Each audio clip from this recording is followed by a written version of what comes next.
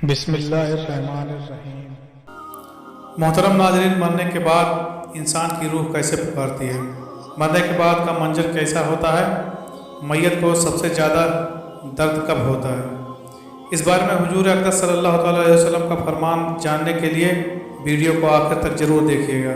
हज़रत ज़ैद रज़ियल्लाहु तआला अन्हु से रवायत है कि नबी करीम सल्लल्लाहु अलैहि वसल्लम ने फरमाया कि मैयत पर सबसे ज़्यादा सख्त हालत उस वक्त होती है जबकि गुस्ल देने वाला उसको नहलाने के लिए आता है, उसकी उंगली से अंगूठी उतारता है, जिस्म से लिबास उतारता है, सर से अमामा जुदा करता है, उसकी रूह बेचैन होकर फरियाद करती है जिसकी आवाज़ जिन व इंस के सिवा सब सुनते हैं। रूह कहती है, ऐ नहलाने वाले, तुझको खुदा की कसम मेरे कपड़े बहुत नरमी से उतारो, क्योंकि मलकुल मौत के पंजे की तकलीफ़ से मुझे पूरी तौर पर अभी आराम नहीं मिला। फिर जब उसको तख्ते पर लेटाकर उस पर पानी डाला जाता है तो रूह चिल्लाती है कि ऐ नहलाने वाले, खुदा के वास्ते मेरे जिस्म को कुव्वत से हाथ ना लगाना, क्योंकि वो जागने की सख्ती से जख्मी और चूर चूर हो रहा है। फिर जब नहलाकर उसको कफनाते हैं और पाँव की तरफ से बांध देते हैं तो रूह कहती है, ऐ गुस्ल देने वाले, खुदा के लिए अभी सर की तरफ से मेरे कफन में गिरह ना लगाना, ताकि मेरे बीवी बच्चे और तमाम रिश्तेदार दुनिया में आखिरी बार मेरी सूरत देख लें, क्योंकि आज मैं उनसे बिछड़ रहा हूँ और अब क़यामत तक ये मेरी सूरत नहीं देखेंगे। फिर जब उसका जनाजा तैयार करके घर से बाहर निकाला जाता है तो रूह पुकारती है, ऐ जनाजा उठाने वालों, खुदा के वास्ते अभी जल्दी ना करना, ताकि मैं अपने बाल बच्चों और अजीज़ व अकारिब से रुखसत हो लूँ। ऐ जनाजा उठाने वालों, मैं अपनी औलाद को आज यतीम और बीवी को बेवा छोड़े जाता हूँ, खुदा के लिए मेरे बाद इनको तकलीफ़ ना देना। मैं अपना घर और माल व असबाब दूसरों के लिए छोड़े जाता हूँ, अब यहाँ कभी वापस ना आऊँगा और क़यामत तक किसी की सूरत न देखूँगा। फिर जब जनाजा उठाकर ले चलते हैं तो मैयत कहती है, ऐ मेरे भाइयों, मैंने आज तक जो कुछ माल व असबाब जमा किया था वो सिर्फ वारिसों के लिए था, आज इनमें से कोई मेरे गुनाहों का जरा सा बोझ भी नहीं उठा सकता। हर चीज़ का हिसाब मुझसे लिया जाएगा। और फिर जब नमाज जनाजा के बाद दफन से पहले कुछ लोग अपने घर की तरफ जाने लगते हैं तो मैयत कहती है, ऐ मेरे भाइयों, खुदा के वास्ते अभी से ऐसा जुल्म ना करो, मरने वाला तुम मानूस था और तुम दफन से पहले लौटे जाते हो। फिर जब उसे कब्र में उतारते हैं तो मैयत कहती है, ऐ मेरे वारिसों, पाने वालों, मैंने जो कुछ माल जमा किया था वो सब तुम्हारे लिए छोड़ा, खुदा के लिए तुम मुझको दुआए खैर और फातिहा से भुला ना देना। बुजुर्गों का कौल है कि आखिरत की मंजिलों में से कब्र पहली मंजिल है, अगर इस मंजिल में निजात पाई तो इसके बाद की मंजिलें बहुत आसान हैं, और अगर यहाँ अजाब मुब्तला हुआ तो आगे चलकर इससे ज़्यादा सख्ती होगी। हदीस शरीफ में है कि मुर्दा कब्र में ऐसा है जैसा कोई शख्स पानी में डूब रहा हो और मदद के लिए फरियाद करता हो। मुर्दा हर वक्त अपने माँ बाप, भाई बहन या औलाद और दोस्त वगैरह अपने खानदगान से दुआ खैर और फातिहा का मुंतजिर रहता है। जब उसको इसके पसमानदगान की तरफ से कोई तोहफ़ा व सवाब पहुँचता है तो वह इसके लिए तमाम दुनिया और जो कुछ दुनिया में है उसे महबूब व मरगूब होता है, और अल्लाह ताला उसके रिश्तेदारों की दुआएं खैर के सवाब को कब्रिस्तान वालों पर पहाड़ों के बराबर दाखिल फरमाता है। मौत एक दरवाज़ा है जिसमें सब लोगों ने दाखिल होना है।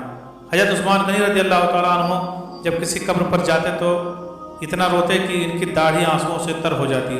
आप रज़ियल्लाहु तआला अन्हु से पूछा गया, आप जन्नत व जहन्नम का तज़किरा करते हैं तो नहीं रोते, मगर कब्र देख कर रोते हैं।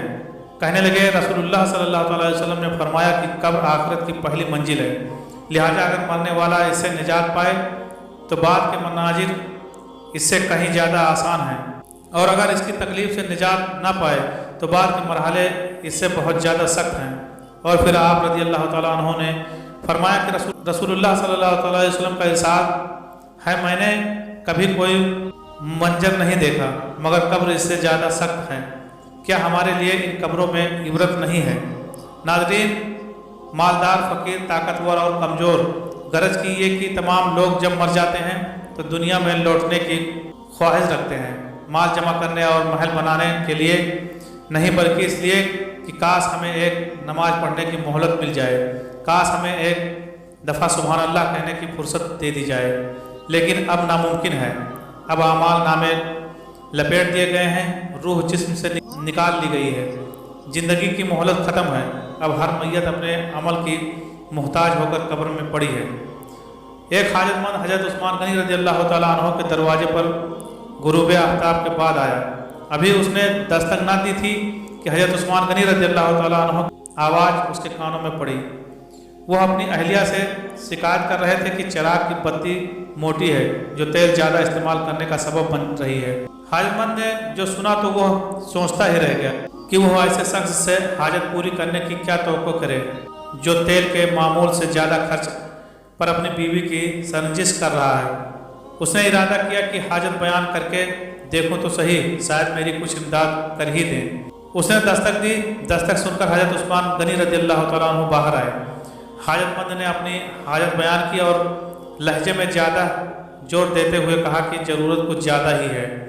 हज़रत उस्मान गनी रज़ी अल्लाह तआला अन्हु ने उस शख्स का हाथ थामा, बस्ती से बाहर ले गए जहां आपका सामान तिजारत बड़ी तादाद में रखा हुआ था।